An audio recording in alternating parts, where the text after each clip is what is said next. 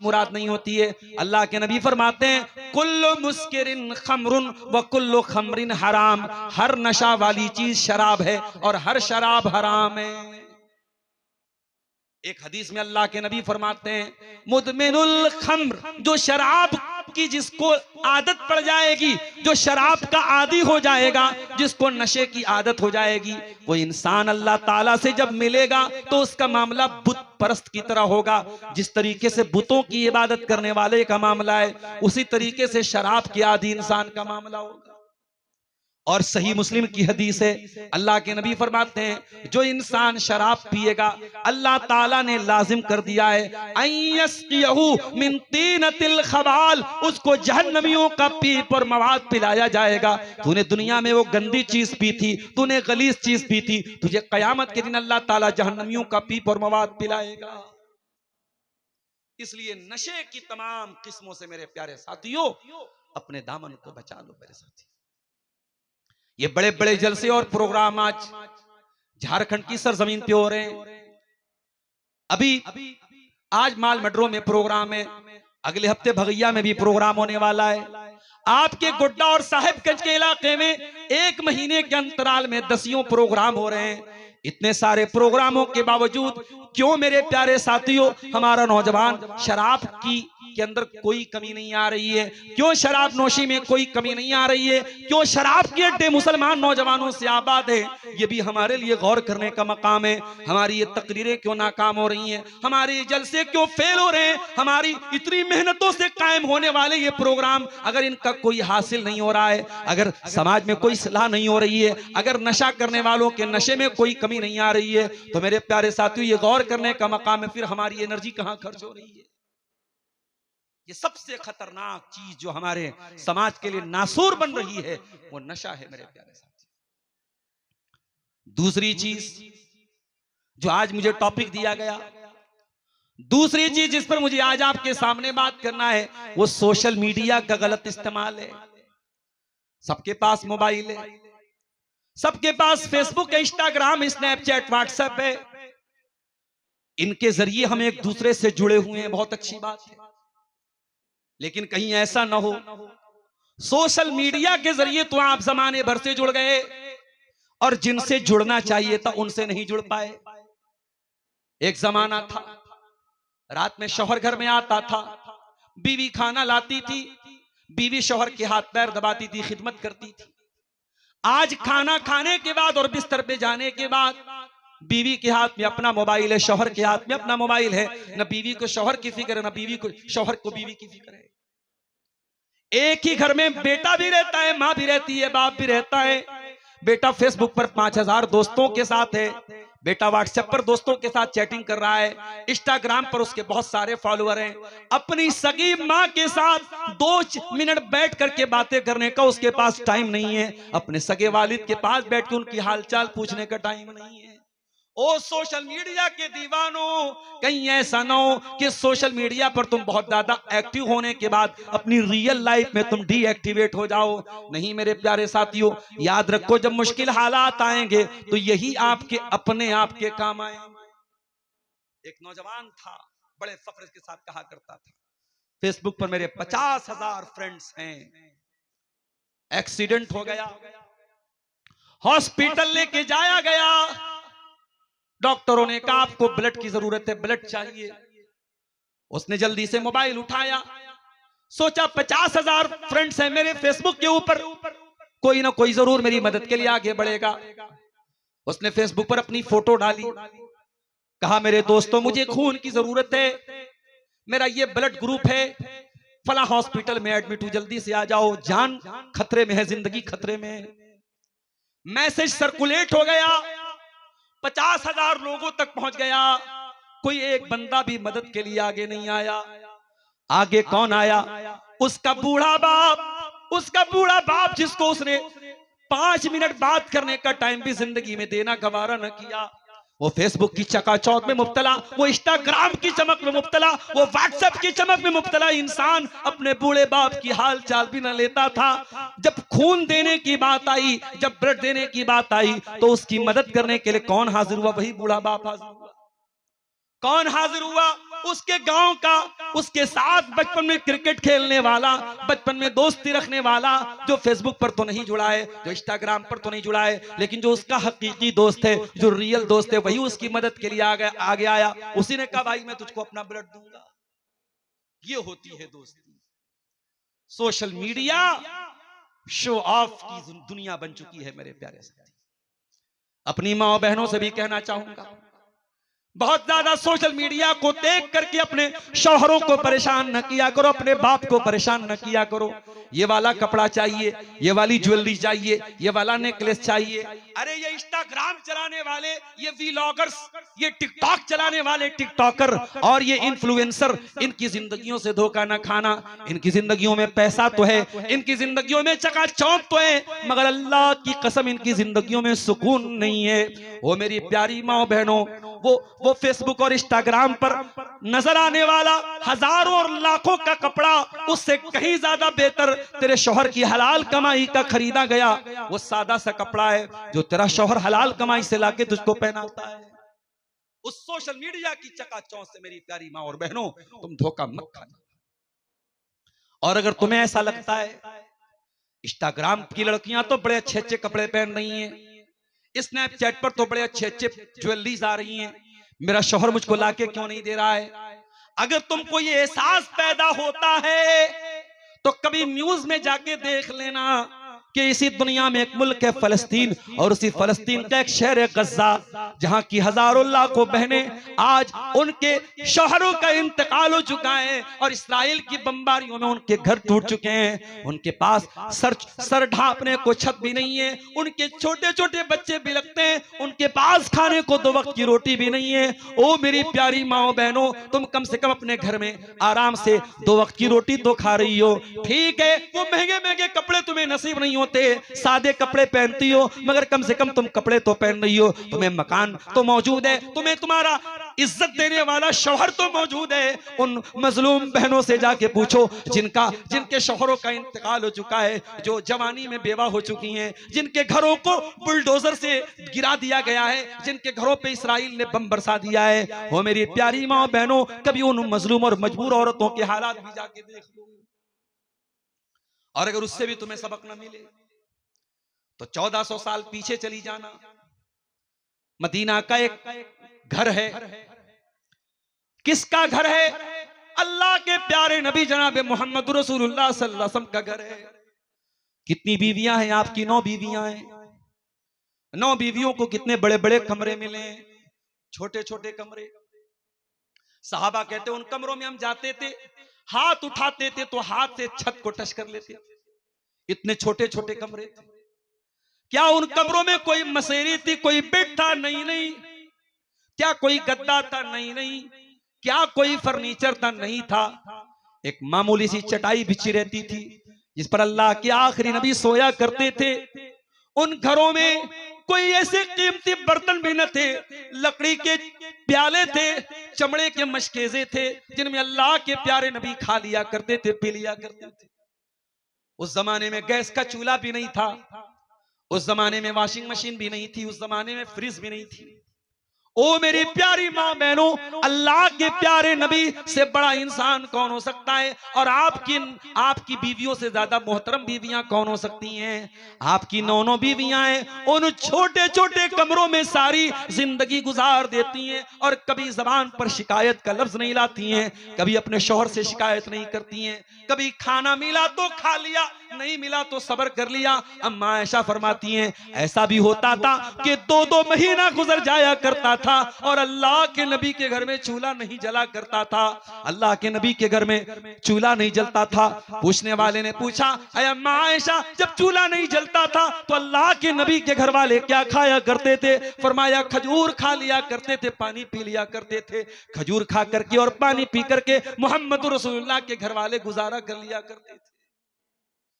वो जिंदगी हमें तो नहीं मिली मेरे साथ, हम तो बड़े ऐशो आराम से जिंदगी गुजारते हैं। ठीक है, अभी वक्ती हालात आए तो कहीं गैस का सिलेंडर महंगा हो गया, कहीं पेट्रोल के लिए लंबी लाइन लग गई, ये वक्ती हालात है, वरना आम तौर से अगर हम देखो तो हम तो बहुत सुकून की जिंदगी गुजार रहे हैं। इसलिए मेरी प्यारी माँ बहनों, ये सोशल मीडिया से धोखा न खाना, ये सीरियलों की जिंदगी से धोखा न खाना, ये फेसबुक और इंस्टाग्राम की जिंदगियों से धोखा न खाना।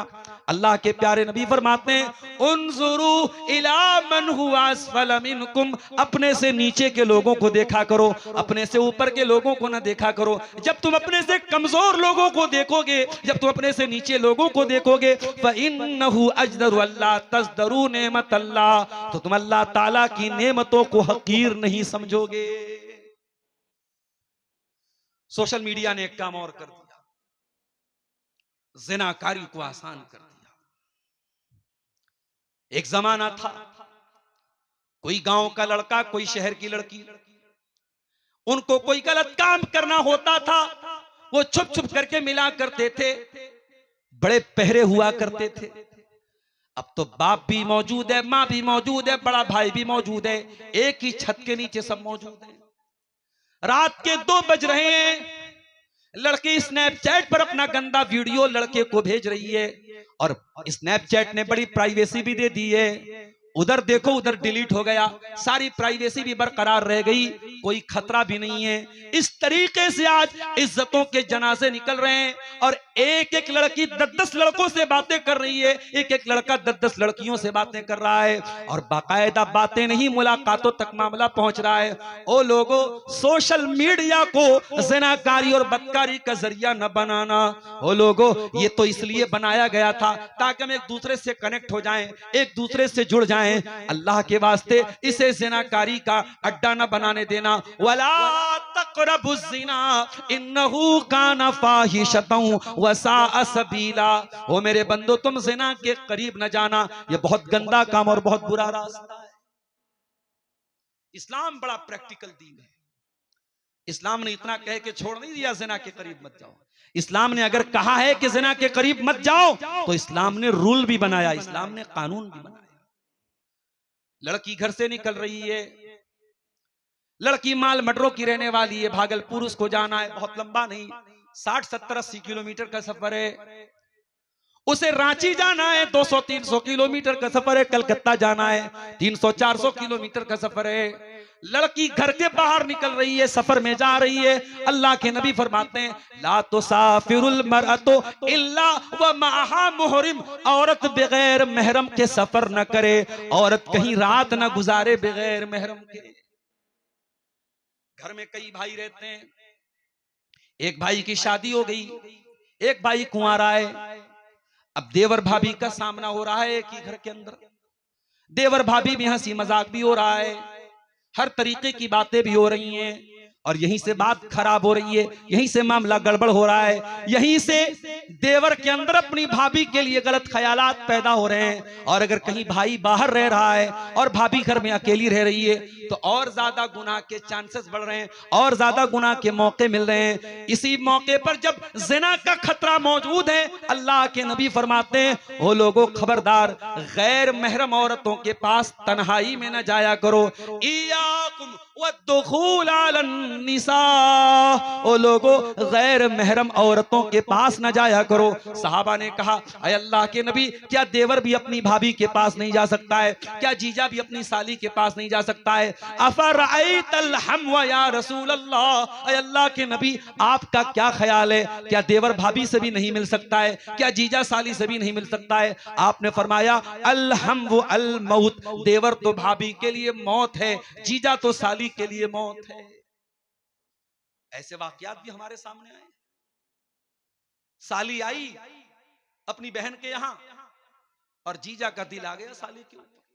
अब लाख उसे मसला बता दो, भैया जब तक तुम्हारी बीवी तुम्हारे निकाह में, तुम साली से शादी नहीं कर सकते। हराम तरीके से साली से भी शादी कर लिया और 2 सगी बहनों को एक साथ अपने निकाह में रखा, जो कि हराम है। अल्लाह के नबी की साफ हदीस मौजूद है, कुरान की आयत मौजूद है, लेकिन ये हराम काम भी आपको कहीं कहीं समाज में होता हुआ नजर आ जाए। तो कुरान अगर कह रहा है वला तक़रबुज़ ज़िना, ज़िना के करीब मत जाओ, तो कुरान उसका तरीका भी बता रहा है। सोशल मीडिया ने आज नजरों के ज़िना को आसान कर दिया। हकीकत वाला जो ज़िना है वो तो उतना भी आसान नहीं है, मगर आंखों का ज़िना तो बहुत आसान हो गया। अब तो मौलवियों के फेसबुक के ऊपर भी ऐसे वीडियोज आ जाते हैं कि मौलवी बेचारे परेशान हो जाते हैं, कोई देख लेगा तो मैं क्या जवाब दूंगा। और बात मौलवियों की आई है तो ये भी सुन लो मेरे भाई, मौलवी भी आपकी तरह इंसान होते हैं, उन्हें कोई दूसरी मखलूक समझने की गलती मत करना, उन्हें फरिश्ता समझने की गलती मत करना। मौलवी भी आपकी तरह इंसान है, उलमा भी आपकी तरह इंसान है, उनसे भी खताएं हो सकती हैं, उन पर आंख मूंद करके भरोसा करने की मैं आपको कभी मशवरा नहीं दूंगा।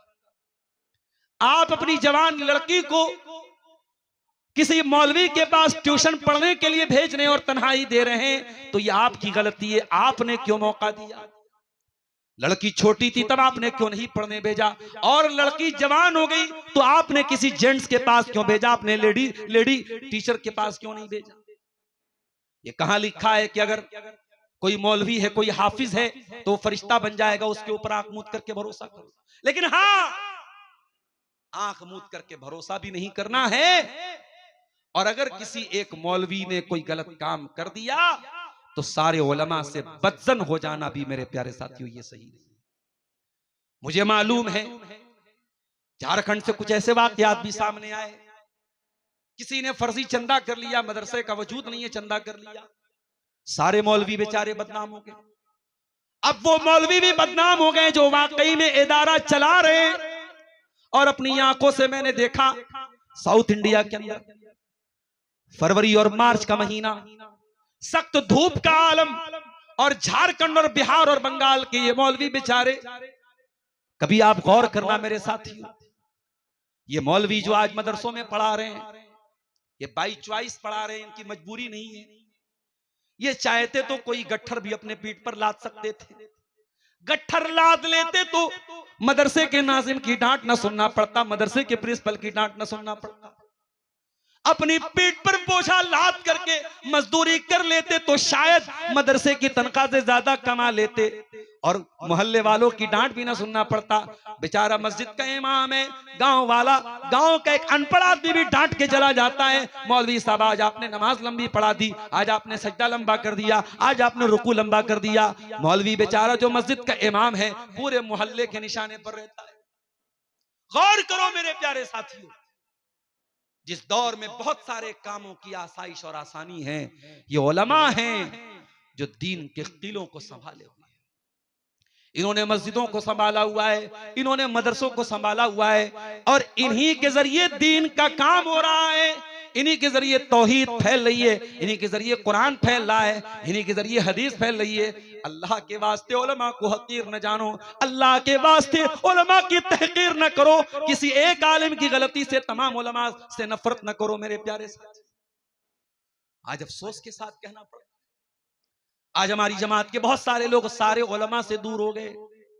उलमा का नाम आता है, जबान से बदतमीजी निकलने लगती है, जबान से बदजबानी निकलने लगती है।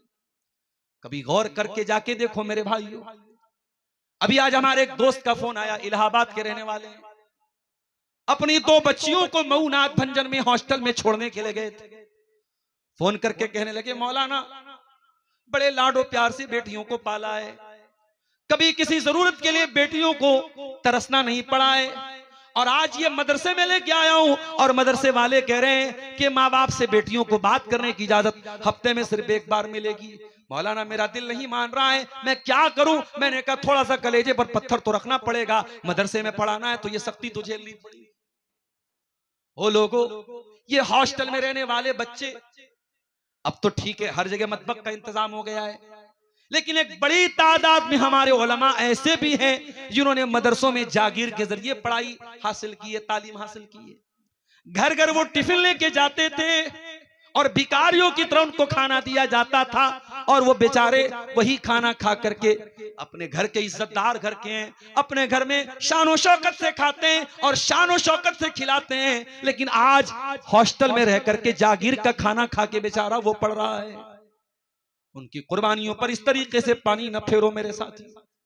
इसी बंगाल के हमारे एक दोस्त हैं, रमजान में चंदा करने के लिए गए, इत्तेफाक से मैं भी साउथ इंडिया में था, मुझे फोन किया उन्होंने, मौलाना मैं आपके पास आ रहा हूं। मैंने कहा बहुत अच्छी बात है, आइए साथ में बैठ के खाना खाएंगे। एक दिन रमजान का महीना था, दस्तरखान लगाया, बंगाल के हमारे साथी आए, उनको बिठाया, इफ्तार करने लगे, देखा आंखों में आंसू आ गए। मैंने कहा क्या बात है, क्यों रो रहे हो?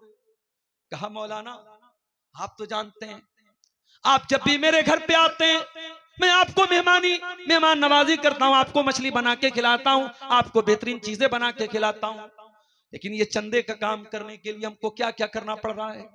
हम रमजान में चंदा करने जाते हैं, हमें भिखारियों की तरह मस्जिदों में जाके जहां इफ्तार हो रहा है वहां बिन बुलाए मेहमान की तरह जाके बैठ जाना पड़ता है, जहां सहरी का इंतजाम हो रहा है बिन बुलाए मेहमान की तरह जाके बैठ जाना पड़ता है। बड़ी शर्म आती है, बड़ी गैरत लगती है, बड़ा रोना आता है, मगर क्या करें, चंदा न करें तो हमारी तनख्वाहें न मिलेगी, और हमारी तनख्वाहें न मिले तो घर कैसे चलेगा, हमारी मजबूरी हमको चंदा करना पड़ता है। वो लोगों ये मदरसे बड़ी मुश्किल से चल रहे हैं, इन उलमा को इस तरीके से अपनी नफरत का, अपनी जबान दराजी का निशाना न बनाओ, इन उलमा की कुर्बानियों पर इस तरीके से पानी न फेरो। मैं ये नहीं कहता कि उनको मासूम समझो, मैं ये नहीं कहता कि आंख मूंद करके भरोसा कर लो। अगर आपके घर में कोई आलिम आया और आपने जवान बेटियों को बेपर्दा उनके सामने आने की इजाजत दे दी, उनके कमरे में जाने की एंट्री दे दी, और आपने ये सोचा ये बहुत बड़े मौलाना है, बहुत बड़े आलिम है, बहुत अच्छी तकरीर करते हैं, और आपने अपनी जवान बेटी को उनके कमरे में जाने की इजाजत दी, तो ये आपकी गलती थी, इस्लाम ने तो इससे रोका है मेरे प्यारे साथी। अल्लाह के नबी फरमाते हैं ला यखलुवन्न रजुलुन बिइम्रातिन इल्ला वसालिसुहुम शैतान, खबरदार कोई मर्द किसी औरत के साथ अकेला न रहे, तन्हाई न इख्तियार करे, क्योंकि तीसरा शैतान होता है। जब एक मर्द और एक औरत तन्हाई में होंगे तो तीसरा शैतान होगा, चाहे वो मर्द अपने दौर का सबसे बड़ा अल्लामा हो, वो औरत अपने दौर की सबसे बड़ी अल्लाह की वली हो, लेकिन अगर एक मर्द और एक औरत तन्हाई में हैं तो तीसरा शैतान वहां पे होगा मेरे साथ। और सोशल मीडिया ने आज इसी काम को आसान कर दिया है। सोशल मीडिया पर आप किससे बातें कर रहे हैं, किससे चैटिंग कर रहे हैं, क्या आपने मैसेज भेज दिया, क्या आपने वॉइस मैसेज भेज दिया, क्या वीडियो भेज दिया, ये आप जानते हैं, आपका मोबाइल जानता है, आपका रब जानता है। ओ लोगों, जब गुनाह करना आसान हो जाए तो ये भी बहुत बड़ा इम्तिहान हो जाता है। अल्लाह के नबी के दौर में जब सहाबे किराम एहराम की हालत में निकलते थे, जब उम्रा करने निकलते थे, तो उनकी आंखों के सामने नीलगाय गुजरती थी, हिरन गुजरते थे, और एहराम की हालत में शिकार करना मना था। सहाबा बेचारे बड़े बेबस रहते थे, क्योंकि शिकार के जरिए उनकी बहुत बड़ी आमदनी होती थी। अब वो एहराम की हालत में है और उनकी आंखों के सामने से नीलगाय गुजर रहा है और हिरन गुजर रहे हैं, मगर वो शिकार नहीं कर सकते थे। अल्लाह ने कुरान में फरमाया या अय्युहल्लज़ीना आमनू लयब्लुवन्नकुमुल्लाहु बिशैइन मिन सैद तनालुहु अयदीकुम व रिमाहुकुम, ऐ ईमान वालो, अल्लाह ताला तुमको आजमा रहा है, तुम्हारे सामने से शिकार जा रहा है, तुम हाथ बढ़ा के पकड़ सकते हो, तुम नेजा मार के पकड़ सकते हो, लेकिन तुम्हें पकड़ने की इजाजत नहीं है। ले यअलम अल्लाहु मन यखाफुहु बिल गैब, अल्लाह ताला ये देखना चाहता है कि कौन है जो बगैर देखे अल्लाह से डरता है।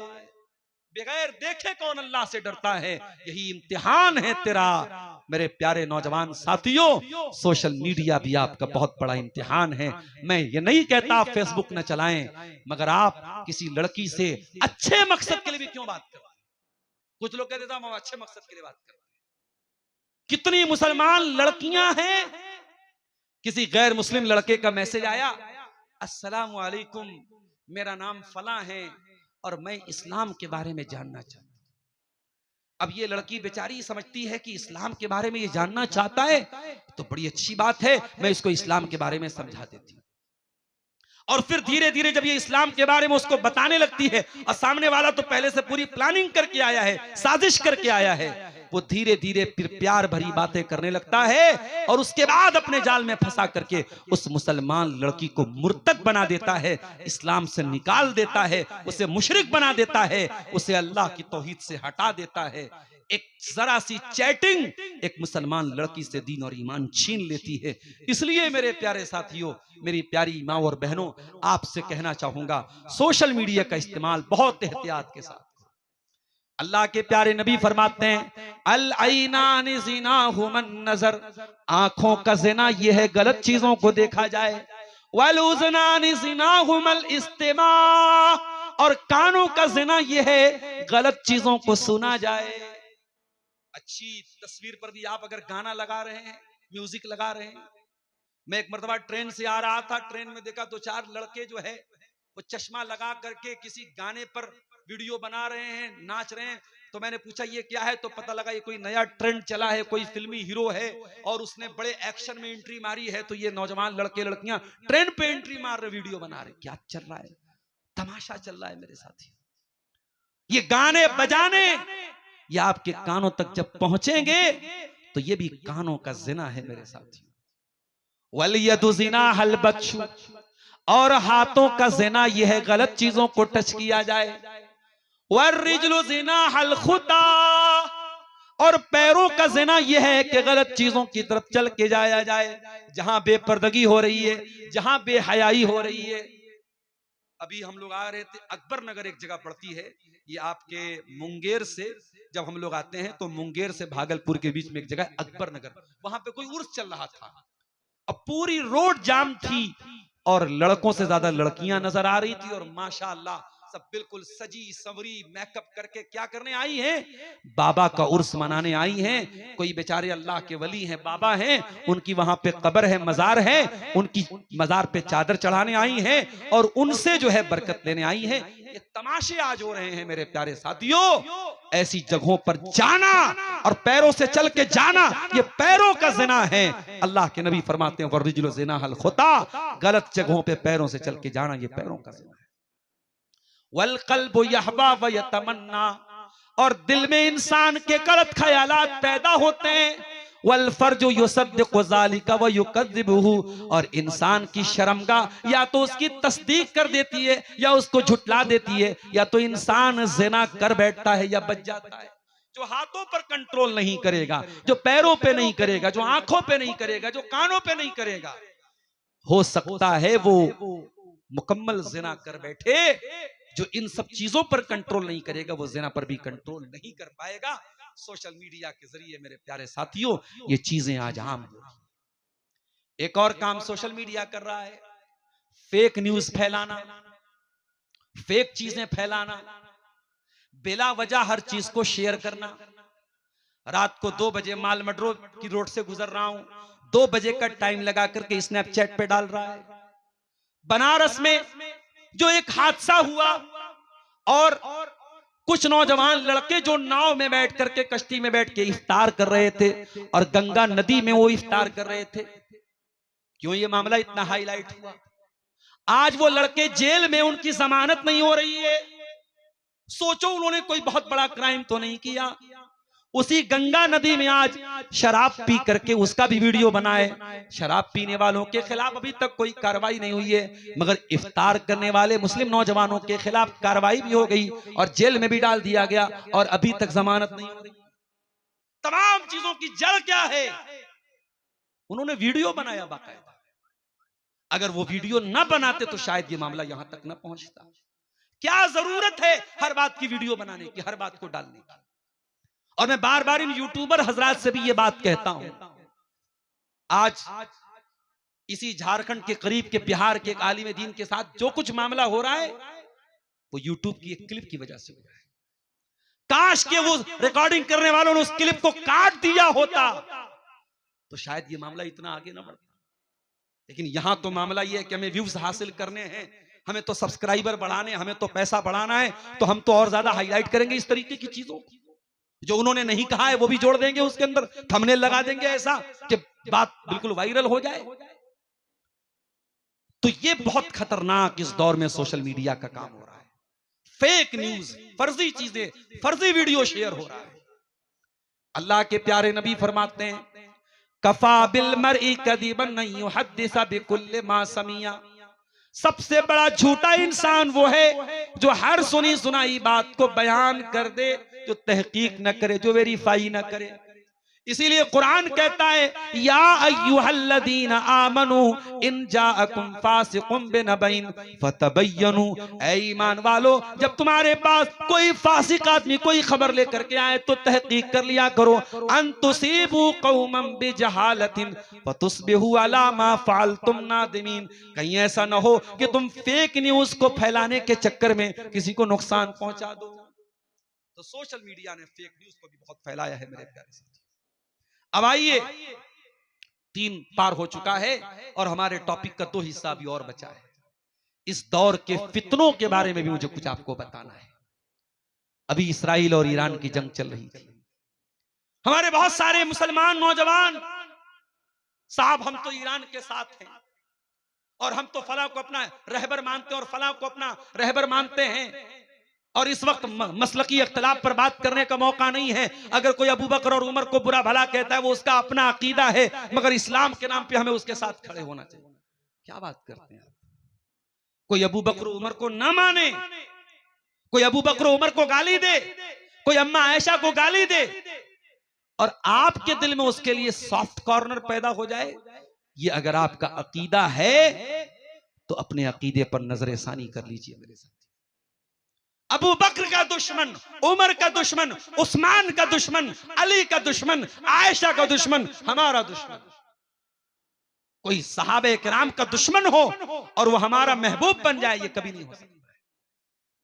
इसलिए मौजूदा दौर में जब दुनिया में जंगों के हालात हो तो आप हर मसले पर सोशल मीडिया पर अपनी राय मत व्यक्त कीजिए। फेसबुक के ऊपर पोस्टें न डालिए, व्हाट्सएप पर पोस्टें न डालिए। कहीं ऐसा न हो कि आपकी एक नादानी से पूरी कम्युनिटी पर कोई मुसीबत आ जाए। इस दौर का बहुत बड़ा फितना यह है कि लोग उलमा से रहनुमाई हासिल नहीं करते, अपनी मनमानी करते हैं। मेरे प्यारे साथी, अल्लाह के प्यारे नबी फरमाते हैं, इन्नल्लाह ला यक़बिज़ुल इल्मा इंतिज़ाअन यंतज़िउहु मिनल इबाद। अल्लाह ताला दुनिया से इल्म को अचानक नहीं उठाएगा, वलाकिन यक़बिज़ुल इल्म बिक़ब्ज़िल उलमा, बल्कि अल्लाह ताला उलमा को उठा लेगा। यहां तक कि जब दुनिया से उलमा चले जाएंगे, इत्तख़ज़न नासु रुऊसन जुहाला, लोग जाहिलों से मसला पूछेंगे, लोग जाहिलों को मुफ्ती बना लेंगे, लोग जाहिलों से फतवा पूछेंगे। फसुइलू फअफ्तौ बिगैर इल्मिन, और वो जाहिल लोग बगैर इल्म के फतवा देंगे। फदल्लू वदल्लू, खुद भी गुमराह होंगे, दूसरों को गुमराह करेंगे। इसी आपके झारखंड की सरजमीन के बड़े जलीलुल कद्र आलिम थे अल्लामा मुफ्ती अब्दुल अजीज हक्कानी साहब। जिंदा थे तो हमें लगता था ये तो बस ऐसे ही मामूली आलिम है। जलसे में हमने निजामत सदारत करवा ली, उनके 10 मिनट तकरीर करवा के छोड़ दिया। आज उनके जाने के बाद इस पूरे झारखंड के इलाके में उनके पाए का कोई आलिम नजर नहीं आता है मेरे साथियों। आज बड़े बड़े मदरसों में जो शेखुल हदीस हैं, जो उलमाए हदीस हैं, उनके जाने के बाद हदीस की किताबों को कौन पढ़ाएगा? कोई पढ़ाने वाला नजर नहीं आता है। फतवा देने वाले दुनिया से जा रहे, उनकी जगह कोई लेने वाला नजर नहीं आता है। मेरे प्यारे साथियों, बड़े बड़े जुब्बा वाले और बड़ी बड़ी पगड़ी वाले तो नजर आ जाएंगे, बड़ी बड़ी ऊंची ऊंची टोपी वाले तो आपको मिल जाएंगे, मगर इल्म जिस चीज का नाम है वो इल्म दुनिया से जा रहा है। अल्लाह के नबी फरमाते हैं, जब दुनिया से उलमा चले जाएंगे, लोग जाहिलों को अपना सरदार बना लेंगे। इस दौर का बहुत बड़ा फितना है ये मेरे साथियों कि आप उलमा से दूर हो जाएं। नहीं नहीं, उलमा से जुड़ करके रहिए, उलमा से मशवरा हासिल कीजिए, उलमा से रहनुमाई हासिल कीजिए। कोई भी मसला दीन का आ जाए, अपने उलमा से रहनुमाई हासिल कीजिए और उनकी रहनुमाई में काम कीजिए मेरे प्यारे साथियों। इसी तरीके से इस दौर का एक बहुत बड़ा फितना यह भी है कि 4 किताबें पढ़ने के बाद कोई इंसान अल्लाह ताला के बारे में, रसूल के बारे में और जन्नत के बारे में और जहन्नम के बारे में सवाल खड़ा करने लगे। अभी आज मैं एक वीडियो देख रहा था, अल्लाह के रसूल के बारे में बड़ी गंदी जबान और बड़ी बेहुदा जबान, सलीम वास्तविक नाम का एक इंसान जो बाकायदा मीडिया पर खुल करके अपने आप को कहता है कि मैं पहले मुसलमान था और अब अपने आप को एक्स मुस्लिम बोलता है। वो इंसान खुल करके अल्लाह के नबी के बारे में झूठी बातें बोल रहा है, हजरत आयशा के बारे में बदतमीजी कर रहा है और अल्लाह के नबी के किरदार के ऊपर उंगली उठा रहा है। मेरे प्यारे नौजवान साथियों, इस दौर का ये बहुत बड़ा फितना है कि इस्लाम पर लोग एतराजात करेंगे, नबी पर एतराजात करेंगे और बहुत सारे भोले भाले सीधे साधे मुसलमान भी इन चीजों का शिकार हो जाएंगे। लिहाजा अपने ईमान की हिफाजत करो मेरे प्यारे साथी। और ईमान की हिफाजत कैसे होगी? जब आप कुरान का मुताला करेंगे, जब आप हदीस का मुताला करेंगे, जब आप उलमा के साथ जुड़ करके रहेंगे।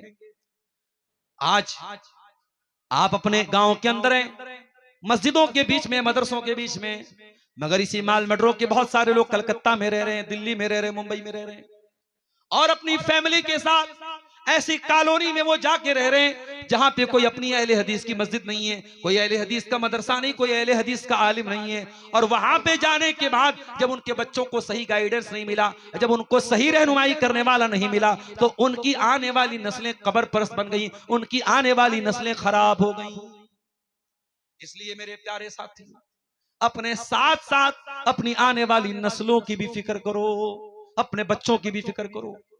हजरत इब्राहिम अलैहिस्सलाम अल्लाह ताला से दुआ करते हैं, वजुनुबनी व बनिया अन नाबुदल असनाम, आय अल्लाह तू मुझे और मेरे बच्चों को बुत परस्ती से बचा ले, आय अल्लाह तू मुझे और मेरे बच्चों को शिर्क करने से बचा ले, आय अल्लाह मेरी औलाद के अंदर शिर्क को पनपने न दे। आप गौर कीजिए मेरे साथ, मजारों पर सजदा हो रहा है और मुसलमान औरत सजदा कर रही है, मुसलमान मर्द सजदा कर रहा है, और उसको कोई गुनाह का काम समझ के नहीं कर रहा, उसको अच्छा समझ के कर रहा है। करे गैर गर्बुत की पूजा तो काफिर, कवाकिब में माने करिश्मा तो काफिर, झुके आग पर बहरे सजदा तो काफिर, जो ठहराए बेटा खुदा का तो काफिर, मगर मोमिनों पर कुशादा है राहें, परस्तिश करें शौक से जिसकी चाहे, नबी को जो चाहे खुदा कर दिखाएं, इमामों का रुतबा नबी से बढ़ाएं, मज़ारों पे जा जा के नजरें चढ़ाएं, शहीदों से जा जा के मांगे दुआएं, न तौहीद में कुछ फर्क इससे आवे, न इस्लाम बिगड़े न ईमान जाए। आज गांव देहात की मुसलमान औरतों को देख लीजिए आप, उनके माथे पर आपको बिदिया भी मिल जाएगी, उनकी मांग में सिंदूर भी मिल जाएगा, उनके गले में मंगल सूत्र भी मिल जाएगा, और आप फर्क नहीं कर पाएंगे ये मुसलमान है या गैर मुस्लिम है। अल्लाह के नबी ने इसको भी कयामत की एक निशानी करार दिया था। आपने फरमाया, लतत्तबिउन्ना सुनन मन कान क़ब्लकुम, ओ लोगों तुम अपने से पहले के लोगों के तरीके पर चलोगे। ये बर्थडे मनाना, ये एनिवर्सरी मनाना, ये सालगिरह मनाना, ये किसकी तहजीब है मेरे साथियों? ये मेरे नबी का कल्चर तो नहीं, ये मेरे नबी की तहजीब तो नहीं है। ये शराब पीने वालों का कल्चर है, ये ज़िना करने वालों का कल्चर है, ये सुअरखोर लोगों का कल्चर है, और वो कल्चर आज मुसलमान अपना रहा है। बड़े फख्र से अपने बच्चे का बर्थडे मना रहा है, बड़े फख्र से अपनी बीवी के साथ एनिवर्सरी मना रहा है। अरे तुझे बीवी को रेस्टोरेंट में खाना खिलाना है, तू रोज खाना खिला, तुझे एनिवर्सरी मनाने की क्या जरूरत है? तुझे अपने बच्चों को केक खिलाना है, तू कभी भी खिला दे, तुझे साल में बर्थडे के नाम से एक सेलिब्रेशन मनाने की क्या जरूरत है?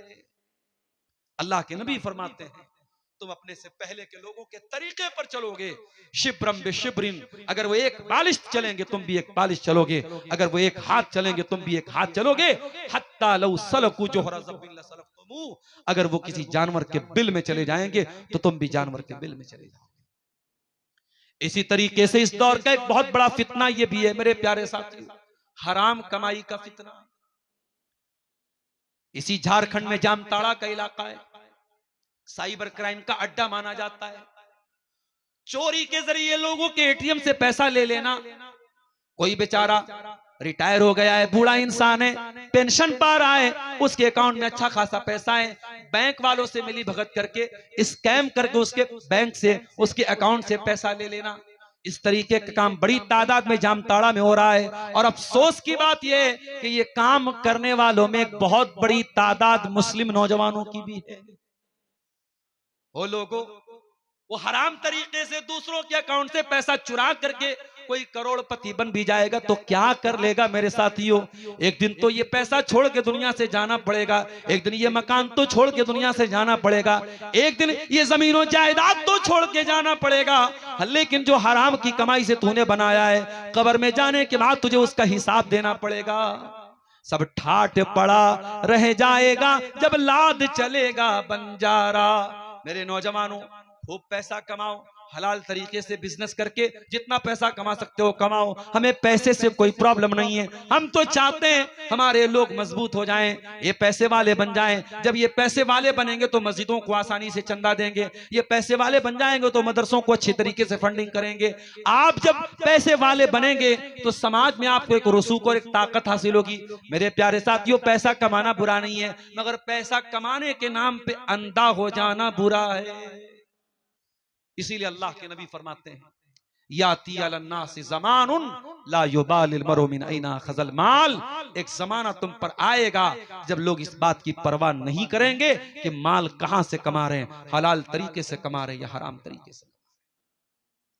और हमारे टॉपिक का जो चौथा हिस्सा था मेरे साथियों, आखिरी हिस्सा, क्योंकि अब बिल्कुल आखिरी वक्त 3:15 बज चुके हैं। अब आधा घंटा 40 मिनट के बाद फजर की अजान भी होने वाली है। आखिरी पॉइंट आपके सामने बयान करने जा रहा हूं, वक्त की नाकदरी। इस दुनिया में सबसे कीमती अगर कोई दौलत अल्लाह ने हमको दी है तो वक्त और टाइम दिया है मेरे साथी।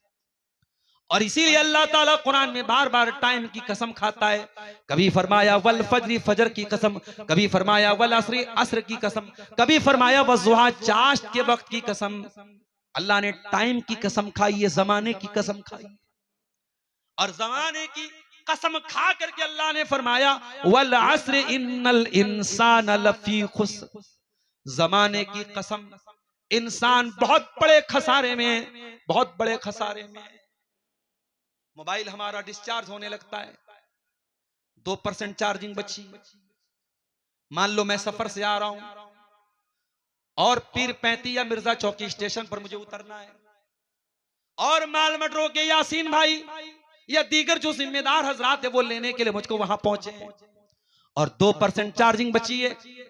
और मुझे इस बात का डर है कि कहीं ऐसा ना हो कि स्टेशन पहुंचने के पहले पहले चार्जिंग खत्म हो जाए। और जो जलसे वाले हैं वो ठीक है मुझको पहचानते, मगर इतने लोगों की भीड़ में कैसे पहचानेंगे? अगर कॉल नहीं मिला पाया, अगर मोबाइल डिस्चार्ज हो गया तो कैसे कनेक्ट होंगे, कैसे राब्ता करेंगे? 2% चार्जिंग बची हो, हम परेशान हो जाते हैं किस तरीके से चार्जर मिल जाए और चार्जिंग हो जाए और हमारा फोन डिस्चार्ज होने से बच जाए। ओ लोगों, हमारी जिंदगी की बैटरी भी तो धीरे धीरे डिस्चार्ज हो रही है। हम हर दिन अपनी मौत के करीब हो रहे हैं, हम हर दिन अपनी कब्र के करीब हो रहे हैं, और हम नहीं जानते कि हमारी जिंदगी की बैटरी का कितना % बाकी है। हम तो ये भी नहीं जानते। 2026 चल रहा है, कहीं कहीं लोगों ने मुझको 2027 की तारीख भी ले ली है। मौलाना अगले साल 27 में फला तारीख को आपको मुझे हमारे यहाँ आना है। अरे हम तो इस बात की गारंटी भी नहीं ले सकते कि 2027 देखना भी हमको नसीब होगा। ओ लोगों, हमारी जिंदगी की बैटरी भी डिस्चार्ज हो रही है, मगर हम कितने बड़े नादान हैं कि हम दुनिया के फोन को तो चार्ज करने की चिंता कर रहे हैं, मगर जिंदगी की बैटरी को चार्जिंग करने की कोई फिक्र नहीं है हमें।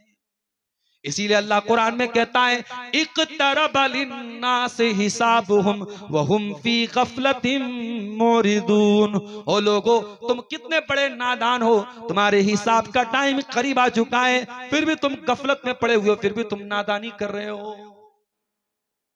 इसीलिए अल्लाह जमाने की कसम खा के कहता है वल अस्र, जमाने की कसम, इन्नल इंसान लफी खुस्र, बेशक तमाम के तमाम इंसान घाटे में है। जानते हो ये कुरान की जो सूरत है सूरह अस्र, ये बड़ी अहम सूरत है। सहाबा जब एक दूसरे से मुलाकात करते थे तो सलाम करने के बाद और खैर खैरियत पूछने के बाद एक दूसरे को सबक की तरह सुनाया करते थे वल अस्र इन्नल इंसान लफी खुस्र इल्लल्लज़ीना आमनू व अमिलुस सालिहाति व तवासौ बिल हक़्क़ि व तवासौ बिस सब्र। ऐसी क्या खास बात है इसके अंदर कि सहाबा जब एक दूसरे से मिला करते थे तो एक दूसरे को सुनाया करते थे। आओ जरा इसके तर्जमा पर गौर करो। वल अस्र, जमाने की कसम, इन्नल इंसान लफी खुस्र, बेशक तमाम के तमाम इंसान घाटे में है। इल्लल्लज़ीना आमनू, मगर वो लोग घाटे में नहीं हैं जो ईमान वाले हैं, व अमिलुस सालिहात, और जो नेक अमल करने वाले हैं, व तवासौ बिल हक़्क़ि, और हक बात की एक दूसरे को तबलीग करने वाले हैं, हक बात एक दूसरे को पहुंचाने वाले हैं।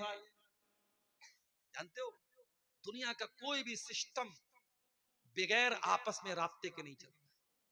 ये मडरों का आज प्रोग्राम हो रहा है, मुझे भाइयों ने बताया कि बाकायदा वॉलंटियर्स के हाथ में वो दिया गया है, वाईफाई दिया गया है, यानी वायरलेस बात कर रहे, वॉकी टॉकी दिया गया है, और तकरीबन 20 वॉकी टॉकी के जरिए पूरे जलसे को मैनेज कर रहे हैं। कहां क्या जरूरत है, कहां क्या कमी है, कहां क्या मसला है, 20 वॉकी टॉकी के जरिए बात हो रही है। ओ लोगों, जिस तरीके से तुम दुनिया में एक दूसरे को एक जलसा कराने के लिए वॉकी टॉकी के साथ जुड़े हुए हो, अल्लाह कुरान में कह रहा है जब तुम्हें अल्लाह ताला ने तौहीद का रास्ता दे दिया, जब तुम्हें इस्लाम का रास्ता बता दिया, जब तुम्हें सच्चाई का रास्ता बता दिया है, तो अकेले इसके ऊपर चलना काफी नहीं है।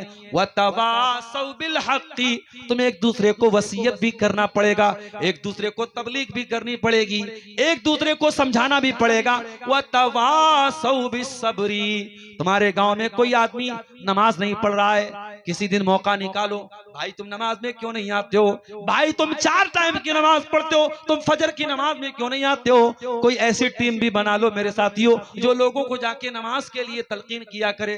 कोई ऐसी टीम भी बना लो जो किसी बेवा औरत है, कोई यतीम बच्चा है, उसकी मदद के लिए आगे बढ़ जाए। किसी के बारे में पता चले वो बंधन लोन ले रहा है, वो बैंक से लोन ले रहा है और 10-20 हजार का अमाउंट है, अरे भाई तू बैंक से लोन क्यों ले रहा है, तू इंटरेस्ट और ब्याज पे लोन क्यों ले रहा है। हम तुझे बगैर ब्याज के हम तुझे हलाल तरीके से, सही तरीके से तुझे कर्जे हसना देंगे, तुझे असल रकम लौटाना पड़ेगा, तुझे कोई ब्याज नहीं देना पड़ेगा। ऐसी टीम भी हमारे बीच में होनी चाहिए। वतवासौ बिल हक़्क़ि, जो हक बात की वसीयत करे। और जब ऐसी टीम बनाओगे तो ये आसान काम नहीं है, ये फूलों की सेज नहीं है। इतना अच्छा काम करोगे तब भी लोग गाली देंगे, लोग सवाल उठाएंगे, लोग एतराज करेंगे। और जब लोग एतराज करेंगे, वतवासौ बिस्सब्री, तो एक दूसरे को सब्र की तलकीन करते रहना, एक दूसरे को बर्दाश्त की तलकीन करते रहना। मेरे प्यारे साथी, कुरान की ये छोटी सी सूरत है, इस सूरत को याद हम सबने किया है, हम नमाज में पढ़ते हैं, मगर ये सूरत हमें मैसेज क्या दे रही है कि जमाने की कसम इंसान सबसे बड़े घाटे में। एक आदमी बर्फ बेच रहा था, गर्मी का मौसम था, सुबह निकला बर्फ बेचने के लिए, दोपहर हो गई, थोड़ी सी बर्फ बिकी, दोपहर से शाम होने लगी और धीरे धीरे उसकी बर्फ पिघलने लगी। वो चिल्लाने लगा, ओ लोगो मेरी बर्फ को खरीद लो, इसके पहले कि मेरी बर्फ पिघल जाए, मेरी पूंजी खत्म हो जाए, मेरा कैपिटल पिघल जाए। ओ लोगो मेरा बर्फ खरीद लो, मैं जितने में खरीद के लाया हूं उतने में खरीद लो, मुझे कोई प्रॉफिट नहीं चाहिए, कम से कम मेरा कैपिटल तो बचा लो, मेरी पूंजी तो बचा लो, इसके पहले कि मेरा कैपिटल भी खत्म हो जाए। ओ लोगो मेरी बर्फ को खरीद लो। ये मंजर देखकर एक अल्लाह के नेक बंदे ने कहा, जब मैंने उस बर्फ बेचने वाले को इस तरीके से चिल्लाते हुए देखा कि ओ लोगों मेरे कैपिटल के खत्म होने के पहले मेरी बर्फ को खरीद लो, तब मुझे कुरान की इस आयत का मतलब समझ में आया। वल अस्र, जमाने की कसम, इन्नल इंसान लफी खुस्र, इंसान बहुत बड़े घाटे में, जो जमाने की हिफाजत नहीं कर पाया, जो टाइम की हिफाजत नहीं कर पाया, जो समय को नहीं बचा पाया, जो समय की कदर नहीं कर पाया, उससे बड़ा खसारे में कोई नहीं है। ये लाइव प्रोग्राम चल रहा है, बहुत सारे लोग अपने घरों में बैठ के सुन रहे हैं, अच्छी बात है। कोई दिल्ली में, कोई मुंबई में, कोई कलकत्ता में लाइव सुन रहा है, वो सुन रहा है तो अच्छी बात है। मगर भगैया में बैठ के कोई अगर 6-7 किलोमीटर का सफर तय करके मेट्रो ना आ सके और बैठ करके मोबाइल पर लाइव प्रोग्राम सुन रहा है, तो इसका मतलब यह है कि उसने इस जलसे में आने की अहमियत को नहीं समझा। मेरे साथी, आपकी जिंदगी में एक एक मिनट बहुत कीमती है, कोशिश ये कीजिए कि वो वक्त सही जगहों पर इस्तेमाल हो। मेरे प्यारे साथी, अल्लाह ताला कुरान के 18वें पारे में कहता है, हत्ता इदा जा अहदहुमुल मौत, ऐ मेरे बंदे जब तेरी मौत का टाइम आता है, काला रब्बिरजिऊन, तो बंदा कहता है अल्लाह मुझे तू दुनिया में दोबारा लौटा दे, अय अल्लाह तू एक मौका मुझको और दे दे, एक चांस मुझको तू और दे दे, लअल्ली अमलु सालिहन फीमा तरक्तु, अय अल्लाह मैं वादा करता हूँ अगर एक चांस तू और दे देगा मैं नेक अमल करूंगा, मैं 5 टाइम की नमाज पढ़ूंगा, अय अल्लाह कोई गुनाह का काम नहीं करूंगा, अय अल्लाह तुझे कोई नाराज करने वाला काम नहीं करूंगा, अय अल्लाह एक मौका तू और दे दे, मैं गारंटी लेता हूं मैं नेक अमल करूंगा। अल्लाह फरमाएगा कल्ला, ऐसा हरगिज हरगिज नहीं हो सकता है, इन्नहा कलिमतुन हुवा काइलुहा, ऐ मेरे बंदे ये तो एक बात है जो तेरे मुंह से निकल रही है, ये बात कभी पूरी होने वाली नहीं है। वमिन वराइहिम बरज़खुन इला यौम युबअसून, अब कयामत तक तुझे बरज़ख की जिंदगी गुजारना है। ऐ मेरे बंदे तुझे जिंदगी एक बार मिली थी, वो जिंदगी तुझको मिल चुकी है, ओ मेरे प्यारे नौजवान साथियों, ओ फॉसिल पार्क में इश्क के नैन लड़ाने वाले मेरे साथियों, ओ सोशल मीडिया पर लड़कियों से चैटिंग करने वाले मेरे भाइयों, ओ नशे की लत में गिरफ्तार मेरे नौजवान साथियों, ओ मेरे जिगर के टुकड़ों, ओ मेरे दोस्तों, ओ मेरे साथियों, अल्लाह की कसम मुझे आपसे हमदर्दी है। मैं आपको अपना भाई और अपना दोस्त समझता हूं और मैं ये मानता हूं कि अगर आपने अपनी जवानी को इन गुलछर्रों में गुजार दिया, इन हराम कामों में गुजार दिया, तो कल अल्लाह की बारगाह में बहुत शर्मिंदा होना पड़ेगा मेरे साथियों। अगर अपने किसी दोस्त की वजह से अगर अय्याशी में पड़ गए, अपने किसी दोस्त की वजह से नशे के चक्कर में पड़ गए, कल कयामत के दिन पछताना पड़ेगा। वयौमा यअद्दु ज़ालिमु अला यदैहि यक़ूलु या लैतनी इत्तख़ज़्तु मअर रसूलि सबीला। कयामत के दिन इंसान अपने हाथ को काटेगा और कहेगा, ऐ काश मैंने रसूल का रास्ता अपनाया होता। या वैलता लैतनी लम अत्तखिज़ फुलानन खलीला। ऐ काश मैंने फलां को अपना दोस्त न बनाया होता, फलां की दोस्ती की वजह से मैं हराम काम में पड़ गया, मैं नशे में पड़ गया, मैं गलत चीजों में पड़ गया। ओ लोगों, इसीलिए दोस्ती बहुत सोच समझ करके किया करो। अच्छे लोगों को दोस्त बनाया करो, नेक लोगों को दोस्त बनाया करो। बुरे दोस्तों की वजह से भी इंसान को कयामत के दिन पछताना पड़ सकता है। इसलिए मैं अपने नौजवानों से कहना चाहता हूं, वक्त की कदर करो मेरे प्यारे साथियों। गया वक्त, एक जिंदगी का एक मिनट भी वापस मिलने वाला नहीं है। और कयामत के दिन जब हम अल्लाह के सामने खड़े होंगे तो हमें एक एक टाइम का हिसाब देना पड़ेगा। अल्लाह के नबी फरमाते हैं, ला तज़ूलु क़दमा इब्ने आदम, इंसान कयामत के दिन अपनी जगह से हिल नहीं पाएगा जब तक 5 सवालों का जवाब न दे दे। वो अब्दुल गफ्फार सलफी को भी देना पड़ेगा, वो आपको भी देना पड़ेगा, वो मुझको भी देना पड़ेगा, वो आलिमों को भी देना पड़ेगा, वो आम लोगों को भी देना पड़ेगा। 5 सवालों का जवाब सबको देना पड़ेगा। उन 5 सवालों का जवाब दिए बगैर हम कयामत के दिन हिल नहीं पाएंगे। पहला सवाल क्या किया जाएगा? अन उम्रिही फीमा अफना। ऐ मेरे बंदे, तूने जिंदगी को कहां गुजारा? तेरा टाइम कहां गुजरा? तेरा समय कहां गुजरा? तेरी जिंदगी कहां गुजरी? सबसे कीमती सवाल सबसे पहले हो रहा है। ओ शराब के नशे में डूब जाने वालों, ओ हराम कामों में समय गुजारने वालों, जरा सोचो कल अल्लाह की अदालत में यह सवाल किया जाएगा तो हम क्या जवाब देंगे? अन उम्रिही फीमा अफना, तूने जिंदगी को कहां गुजारा? दूसरा सवाल, वन शबाबिही फीमा अबला, और ऐ मेरे बंदे, तूने जवानी को कहां गुजारा? सारी जिंदगी का हिसाब अलग होगा और जवानी का हिसाब अलग होगा मेरे साथियों। और तीसरा सवाल, वन मालिही मिन ऐन इक्तसबहु, तूने माल कहां से कमाया? वह फीमा अनफकहु, और माल कहां पे खर्च किया?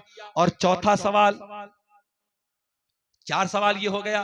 और 5वां सवाल, व माजा अमिला फीमा अलिमा, तूने जो इल्म हासिल किया उस इल्म के ऊपर तूने अमल कितना किया? लिहाजा मेरे प्यारे साथियों, वक्त की कद्र करो। अरबी की कहावत है, अल वक्त कसैफ, वक्त तलवार की तरह है, इल्लम तख्ता हो यख्ता का, अगर आपने सही तरीके से उसको नहीं काटा तो वक्त आपको काट देगा। इसलिए मेरे प्यारे साथियों, अपने एक एक मिनट का सही इस्तेमाल कीजिए। आखिर में हम अल्लाह ताला से दुआ करते हैं, रब्बुल आलमीन हमें नेक अमल अच्छी समझ की तौफीक अता फरमाए। ये 2-4 सवालात आए हैं, इनका जवाब देके और दुआ करके हम बात खत्म करते हैं। थोड़ा सा वक्त बचा है, घर जा करके वजू कर लें आप, और हो सके तो 2-4 रकात तहज्जुद पढ़ लें और उसके बाद फजर की नमाज पढ़ के ही सोएं। क्या इज्तिमाई रोजा इफ्तार करा सकते हैं? बिल्कुल करा सकते हैं। जिन उलमा ने इसको बिदअत कहा है वो सही बात नहीं है। जब हम इनफरादी तौर पर इफ्तार करा सकते हैं तो इज्तिमाई तौर पर भी करा सकते हैं। अलबत्ता आजकल जो इफ्तार पार्टियां हो रही हैं, राजनीतिक इफ्तार पार्टियां, फला पार्टी की तरफ से और फला पार्टी की तरफ से, तो वो मुझे मुनासिब नहीं मालूम होती, उससे हमें अवॉइड करना चाहिए। लेकिन एक आम मुसलमान अगर मस्जिद में लोगों को दावत दे रहा है और इज्तिमाई तौर पे दे रहा है, पूरे गांव को दे रहा है, पूरी मस्जिद को दे रहा है, कोई हर्ज की बात नहीं, इंशाअल्लाह उसके गलत होने की कोई दलील नहीं है। दूसरा सवाल है, क्या रुकू मिलने से नमाज मुकम्मल हो जाती है? कुछ उलमा का ये मौकिफ है कि रुकू मिल जाने से रकात मिल जाती है, मगर दलील के एतबार से ज्यादा मजबूत बात यह है कि रुकू तो मिल गया, सूरह फातिहा नहीं मिली, इमाम के साथ क़ियाम नहीं मिला, लिहाजा वो रकात उसको नहीं मिली, वो रकात उसको दोहरानी पड़ेगी। यही बात ज्यादा सही है, यही बात ज्यादा मजबूत है। वल्लाहु आलम बिस्सवाब। क्या इमाम के पीछे सूरह फातिहा ना पढ़ने पर नमाज होगी? नहीं होगी। इमाम के पीछे सूरह फातिहा आप नहीं पढ़ेंगे, आपकी नमाज नहीं होगी। अल्लाह के नबी की क्लियर हदीसें मौजूद हैं, बगैर सूरह फातिहा के कोई नमाज नहीं होती। और इमाम के पीछे भी आपने हुक्म दिया है सूरह फातिहा पढ़ने का। उसके बाद क्या तहज्जुद की 8 रकात में सना पढ़ सकते हैं? आपकी मर्जी। आप चाहें तो पहली रकात में सिर्फ पढ़ लीजिए, और आप चाहें तो हर दूसरी 2 रकात के बाद जब आप खड़े हों फिर से दुआए सना पढ़ लीजिए। आपको इख्तियार है। अगर आप चाहें तो पहली रकात में पढ़ करके बाकी हर रकात में आप सूरह फातिहा से भी स्टार्ट कर सकते हैं, और आप चाहें तो हर 2 रकात के बाद जब आप सलाम फेरेंगे फिर आप जब नई स्टार्ट करेंगे तो उसमें आप दुआए सना पढ़ सकते हैं। और तहज्जुद के अंदर जो अल्लाह के नबी दुआए सना पढ़ते थे, वो और भी दुआएं आप पढ़ते थे, उनको भी आप याद कर लीजिए। जैसे एक बड़ी लंबी दुआ है, बहुत प्यारी दुआ है, अल्लाहुम्मा लकल हम्दु व अंता नूरुस समावाति वल अर्दि व मन फीहिन। वो दुआ भी आप दुआ की किताब में से याद कर लीजिए। तो ये चंद सवालात थे। अल्लाह ताला से दुआ है रब्बुल आलमीन हमें नेक अमल और अच्छी समझ की तौफीक अता फरमाए। रब्बुल आलमीन आज के इस प्रोग्राम में हमारे आने को, जमा होने को कबूल फरमाए। कल का जो दिन है, कल के दिन भी हमें सब्र और सुकून के साथ अपने उलमा के बयानात को सुनने की तौफीक अता फरमाए। और जिस मस्जिद के लिए ये प्रोग्राम मुनक़िद हो रहा है, अल्लाह उस मस्जिद की तामीर को हम सबको जल्द से जल्द मुकम्मल करने की तौफीक दे। अल्लाह हम सब के गुनाहों को माफ़ फरमाए, अल्लाह हमारी नेकियों को कबूल फरमाए, अल्लाह हमारे नौजवानों की इस्लाह फरमाए, हमारी माँ बहनों की इस्लाह फरमाए। कहने सुनने से ज़्यादा हम सबको अमल की तौफीक अता फरमाए। आमीन व आखिर दावाना अनिल हम्दुलिल्लाहि रब्बिल आलमीन। वस्सलामु अलैकुम व रहमतुल्लाहि। मन यहदिहिल्लाहु फला मुदिल्ल लहु व मन युद्लिल फला हादिय लहु व अशहदु अल्ला इलाहा इल्लल्लाहु वहदहु ला शरीक लहु व अशहदु अन्न मुहम्मदन अब्दुहु व रसूलुहु। या अय्युहल्लज़ीना आमनुत्तक़ुल्लाहा हक़्क़ तुक़ातिही व ला तमूतुन्न इल्ला व अंतुम मुस्लिमून। या अय्युहन्नासुत्तक़ू रब्बकुमुल्लज़ी ख़लक़कुम मिन नफ़्सिन वाहिदह व ख़लक़ मिन्हा ज़ौजहा व बत्त मिन्हुमा रिजालन कसीरन व निसाअ वत्तक़ुल्लाहल्लज़ी तसाअलून बिही वल अरहाम इन्नल्लाहा काना अलैकुम रक़ीबा। या अय्युहल्लज़ीना आमनुत्तक़ुल्लाहा व क़ूलू क़ौलन सदीदा युस्लिह लकुम अअमालकुम व यग़फ़िर लकुम ज़ुनूबकुम व मन युतिइल्लाह व रसूलहु फ़क़द फ़ाज़ फ़ौज़न अज़ीमा। अम्मा बाद फ़इन्न ख़ैरल हदीथ किताबुल्लाह व ख़ैरल हदी हदी मुहम्मदिन सल्लल्लाहु अलैहि वसल्लम व शर्रल उमूरि मुहदतातुहा व कुल्ल मुहदततिन बिदअह व कुल्ल बिदअतिन दलालह व कुल्ल दलालतिन फिन्नार। अऊज़ु बिल्लाहि मिनश शैतानिर रजीम। बिस्मिल्लाहिर रहमानिर रहीम।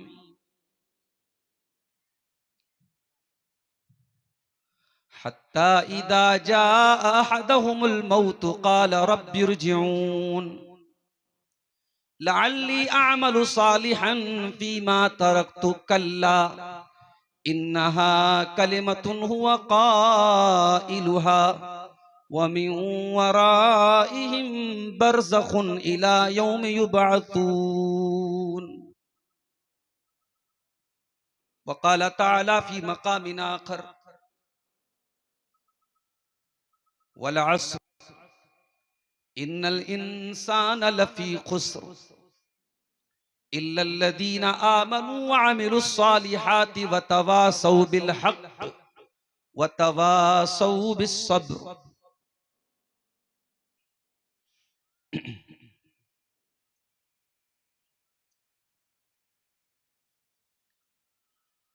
दुनिया के ए मुसाफिर, मंजिल तेरी कब्र है।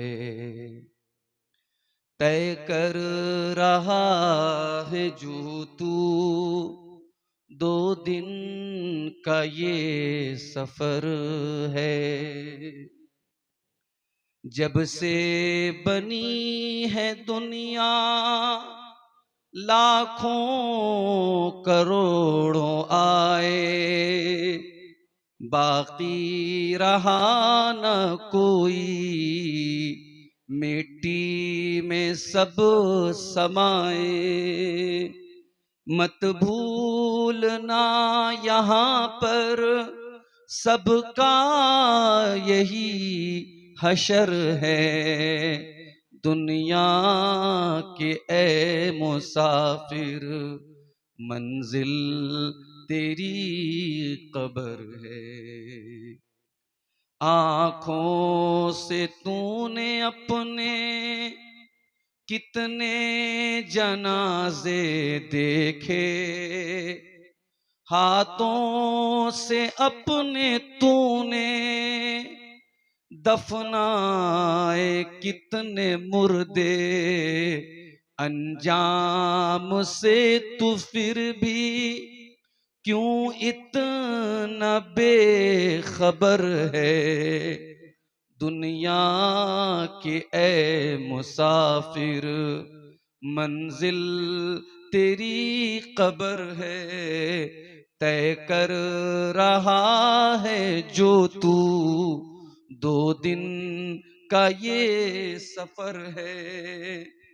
मखमल पे सोने वाले मिट्टी पे सो रहे हैं। शाहो गदा यहाँ पर सब एक हो रहे हैं। दोनों हुए बराबर, ये मौत का असर है। दुनिया के ए मुसाफिर, मंजिल तेरी कब्र है। तय कर रहा है जो तू, 2 दिन का ये सफर है। मिट्टी के पुतले तुझको मिट्टी में है समाना।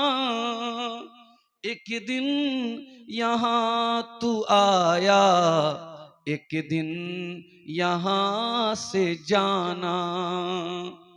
रुकता नहीं यहाँ पर, जारी तेरा सफर है। दुनिया के ए मुसाफिर, मंजिल तेरी कब्र है। मोहतरम उलमाए किराम, बुजुर्गों और दोस्तों, नौजवान साथियों, पर्दा नशीन माओ और बहनों, प्यारे बच्चों, माल मडरों का ये शानदार 2 रोजा प्रोग्राम, जिसमें जमात के बड़े ही मुहतरम और मुवक्कर उलमा के खिताबात आपने समाअत किए, और आज पहले दिन की आखिरी कड़ी के तौर पे रात के तकरीबन 2:30 बजे मुझे आपके सामने बोलने के लिए हुक्म दिया गया है और मैं आपके सामने हाजिर हूं। मुझसे पहले मेरे अजीज बड़े भाई, विजयवाड़ा की सरजमीन से तशरीफ लाए हुए शेख अबू हुरैरा मदनी का आपने रिक्कत आमेज खिताब सुना, जहन्नम की हौलनाकियों के ऊपर। उसके पहले हमारे उस्ताज की हैसियत रखने वाले और हमारी जमात के बहुत ही मोहतरम और बहुत ही इल्मी शख्सियत शेख जलालुद्दीन कासमी हफिज़हुल्लाह का भी इल्मी खिताब आपने समाअत किया। मेरे नौजवान दोस्तों में शेख फजलुर रहमान सिराजी, शेख अबुल कलाम सलफी, शेख नूरुद्दीन साहिल आलियावी, इन तमाम लोगों की तकरीरें आप सुन रहे हैं। और सच पूछिए तो प्रोग्राम अब खत्म हो जाना चाहिए था। खास तौर से जब 2 दिन का प्रोग्राम हो तो पहले दिन के प्रोग्राम को इतना लंबा नहीं चलाना चाहिए। मैं अभी जब जलसे में आ रहा था, मुंतजिमीन मेरे साथ थे, तो लोगों ने ये बात मुझको बताई कि बहुत सारे लोग जा चुके हैं, और इसलिए जा चुके हैं आज सबके पास अपना साधन है, अपनी सवारी है। पहले के दौर के हालात अलग थे, मजबूरी होती थी, सवारियां नहीं होती थी, हर हाल में फजर तक रुकना है। अब वो मजबूरी नहीं है। अब ये 2:30 बजे 3 बजे आदमी क्या तकरीर सुनाए?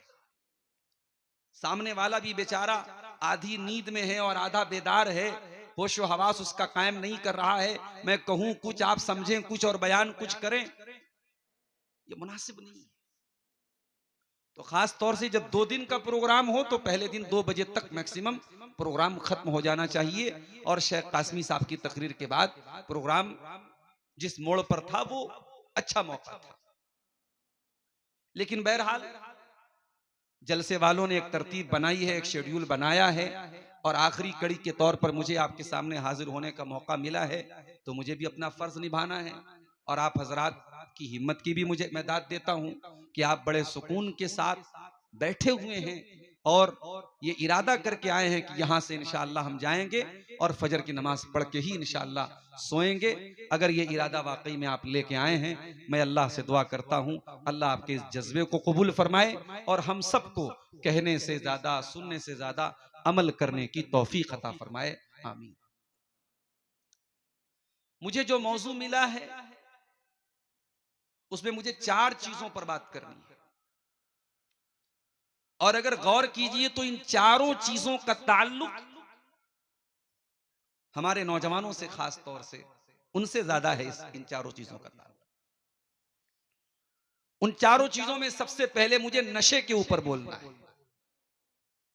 फिर दूसरी चीज है सोशल मीडिया का क्या सही इस्तेमाल है, क्या गलत इस्तेमाल है, उस पर मुझे बात करनी है।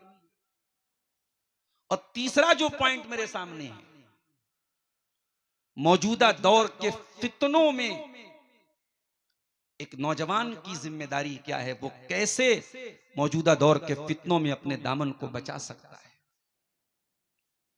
और चौथा और आखिरी पॉइंट जिस पर मुझे बात करनी है कि वक्त की इस्लाम में क्या अहमियत है और हम वक्त की सही कदर कैसे कर सकते हैं, और वक्त की नाकदरी से और वक्त के मिसयूज से और समय के दुरुपयोग से हम कैसे बच सकते हैं।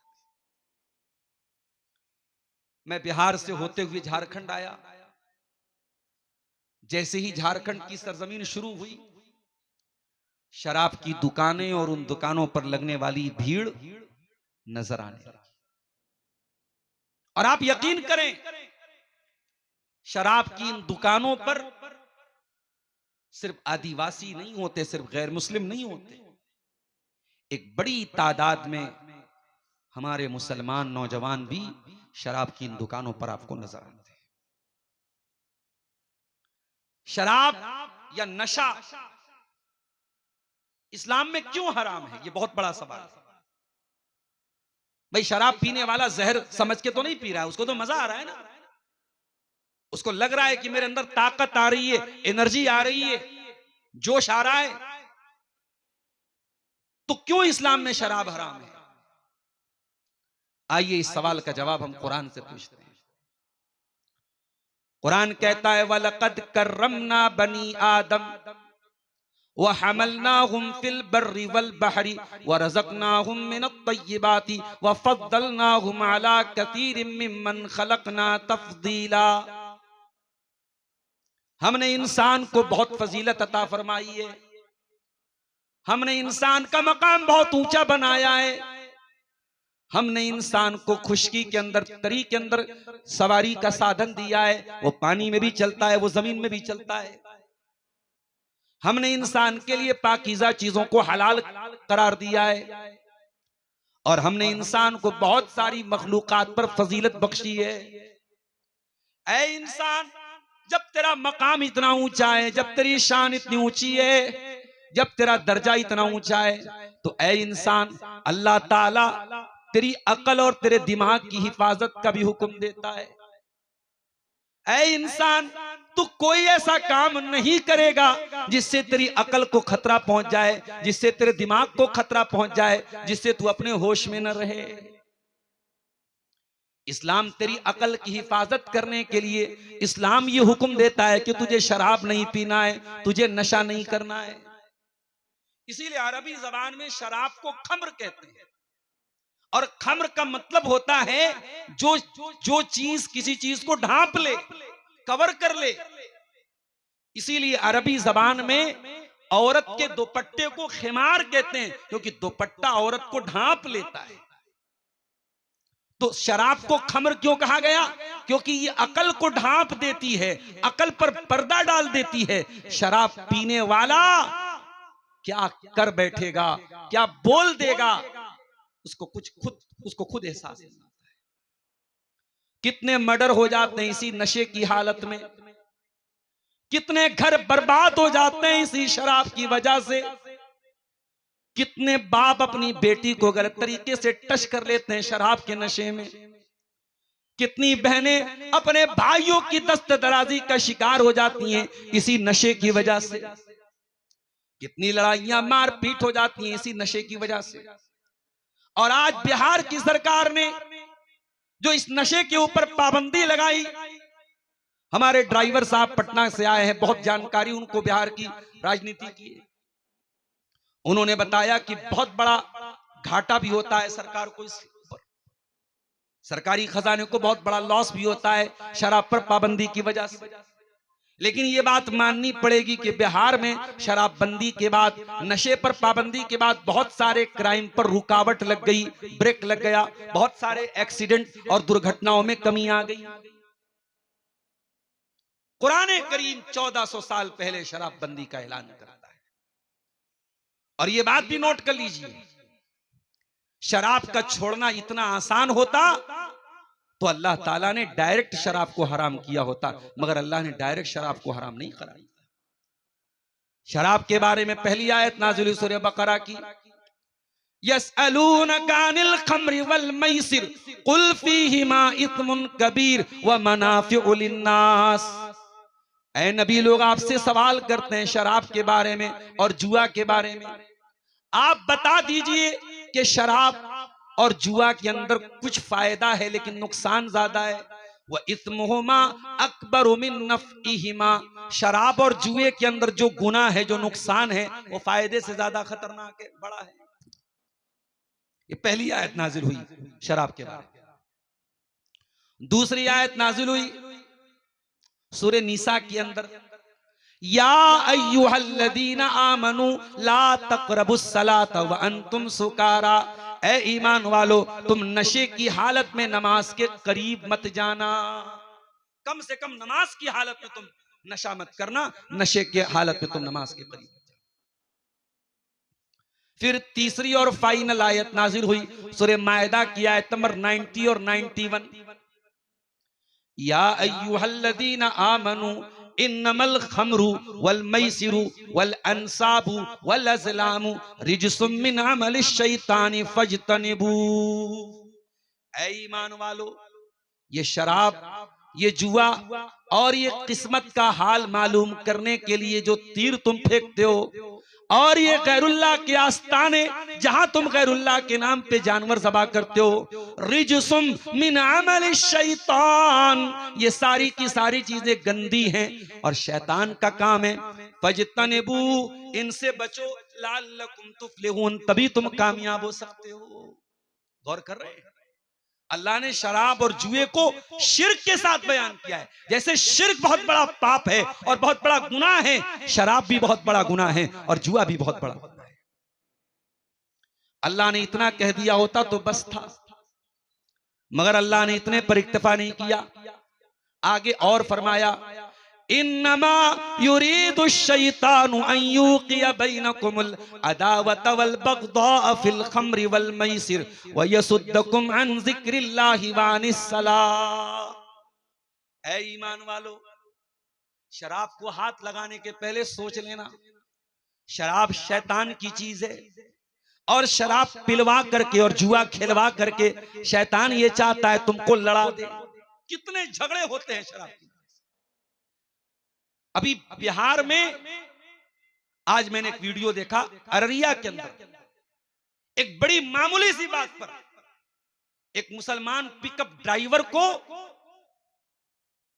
बाकायदा गर्दन काट के अलग कर दिया। क्या सरेआम पब्लिक प्लेस पर, गर्दन अलग धड़ अलग, लाश पड़ी है सामने, सर अलग कटा है धड़ अलग कटा है। बाद में पब्लिक ने, जिसने मारा था उसको भी पब्लिक ने पीट पीट के मार डाला। ये अभी कल की शायद न्यूज है, अररिया की, फॉरबिसगंज की न्यूज। क्या हो रहा है दुनिया में, छोटी मोटी बातों पर मर्डर हो रहा है। अभी 2-4 दिनों पहले एक और वीडियो मैंने देखा, एक छोटा बच्चा था, किसी बात पे झगड़ा हुआ, 4-5 साल के बच्चे को पटक पटक के एक आदमी ने रोड पर मार डाला, कत्ल कर दिया। अल्लाह, इंसान पागल हो चुका है, कभी गुस्से में कभी नशे में। और अल्लाह के नबी की वो हदीसें हमें याद आती हैं, कयामत के पहले कत्ल बहुत ज्यादा होंगे, खून खराबा बहुत ज्यादा होगा, इतना ज्यादा कत्ल होगा, इतना ज्यादा खून खराबा होगा। ला यदरिल कातिलु फीमा कतल, कत्ल करने वाले को नहीं पता मैंने क्यों मार डाला, और जो कत्ल हुआ है बेचारा उसको भी नहीं पता मुझे क्यों कत्ल कर दिया गया। ये हालात हैं आज, और बहुत बड़ा जिम्मेदार इसके लिए शराब और नशा है मेरे प्यारे साथी। इसीलिए अल्लाह ताला डायरेक्ट इतना बोल के बस नहीं करता कि शराब हराम है। अल्लाह ने कहा शराब गंदी चीज है, शैतान का काम है, इससे बचो तभी तुम कामयाब हो सकते हो। और फिर फरमाया कि ऐ मेरे बंदो, शैतान ये चाहता है कि शराब के जरिए और जुआ के जरिए तुमको आपस में लड़ा दे, तुम्हें झगड़े में डाल दे। व यसुद्दकुम अन जिक्रिल्लाह, और शैतान ये चाहता है जब तुम शराब पियोगे तो अल्लाह का जिक्र नहीं कर पाओगे, अल्लाह का नाम नहीं ले पाओगे, तुम शराब के नशे की हालत में अल्लाह का नाम नहीं लेना चाहोगे, नहीं ले पाओगे। व अनिस्सला, और नमाज से भी दूर हो जाओगे। आज कितने प्रोग्रामों में मैं जाता हूं, मस्जिद के अंदर प्रोग्राम होता है और बहुत सारे मुसलमान जानबूझ करके मस्जिद के प्रोग्राम में नहीं आते हैं, कहते नहीं बाहर का प्रोग्राम होगा तब हम आएंगे, मस्जिद में नहीं आएंगे। मैंने पूछा ऐसा क्यों होता है, जवाब मिला मौलाना बहुत सारे मुसलमान नापाकी की हालत में होते हैं, वो इस लायक नहीं होते कि मस्जिद में दाखिल हो जाएं। ये हालात है मेरे प्यारे साथियों, शराब और नशे की वजह से। और अब तो जमाना और आगे बढ़ गया, अब शराब से बात आगे बढ़ गई। स्कूलों में पढ़ने वाले बच्चे, 12 साल के 14 साल के बच्चे, उनको पाउडर का नशा दिलाया जा रहा है, उनको हीरोइन का, उनको चरस का, उनको गांजे का, उनको हशीश का, उनको अफीम का नशा कराया जा रहा है। और जब एक मर्तबा ये बच्चे इस तरीके के ड्रग्स के आदी हो जाते हैं, फिर वो किसी काम के नहीं बचते हैं। मेरे साथ बड़े दर्द के साथ मेरे नौजवानों आपसे कहना चाहूंगा, किसी भी तरीके के नशे किया अगर लत में मुब्तला हो, अल्लाह के वास्ते तौबा कर लो। अरे जिस माँ ने तुम्हें सीने से लगा के पाला था, उस माँ को क्यों रुलाते हो? वो माँ जब तुम्हें नशे की हालत में तड़पते देखती है, सोचो उस माँ के कलेजे पर क्या गुजरती होगी। जिस बाप ने उंगली पकड़ के तुमको चलना सिखाया था, वो बाप जब अपने बेटे को नशा करते हुए देखता है, बाप के दिल पे क्या गुजरती है। वो लोगों, अपने माँ बाप पे तरस खाओ, अपने आप पे तरस खाओ, और अगर किसी भी तरीके का नशा करते हो, नशे को छोड़ दो। ये सुसाइड है, ये आत्महत्या है, ये अपने आप को खत्म करना है। ये तमाम नशे की जो चीजें हैं इंसान को बर्बाद कर रही है, इंसान के शरीर को बर्बाद कर रही है। शादीशुदा इंसान अपनी बीवी के हुकूक अदा करने के लायक नहीं बचता है शराब की वजह से।